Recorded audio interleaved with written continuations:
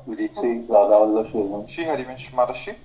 महर्षि, भाग्य और कर्म में क्या प्रधान है? कर्म किया जा रहा है और जो कर्म किए हैं पीछे उससे भाग्य बनता है। जैसे हमारे गोदाम में बहुत वर्षों का अन्न रखा हो, जो उससे आज पिसवा करके आटा बनाकर जो पा रहे हैं, उसे वर्तमान में जो शरीर बना है वो भाग्य लेके आया। उन्हीं कर्मों का फल, शुभ और अशुभ दो प्रकार के कर्म, पाप और पुण्य, दो प्रकार के फल, सुख और दुख, ये पहले से लिख चुका है।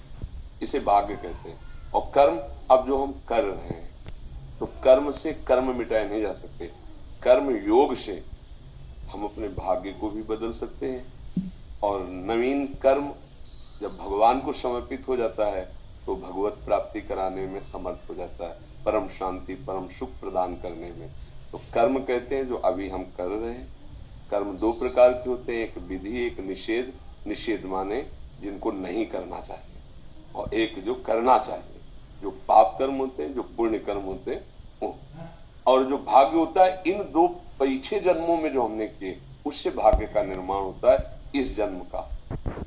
अब वो उसको भोगना पड़ेगा इस शरीर में, इस शरीर का। ये आपको 18 वर्ष में, 20 वर्ष में, 25वें में, 23 में, वो सब लिखा हुआ है। वो समय से आता रहेगा और आपको सुख और दुख देगा। जैसे कोई दुख नहीं चाहता पर आता है ना दुख, क्योंकि पहले से हमारी कमाई है। और हम अगर सुख भी ना चाहे तो जबरदस्ती ऐसे ही आएगा जैसे दुख आता है। अब हमको ऐसे कर्म करने हैं जिससे हमारा पूरा का पूरा गोदाम भस्म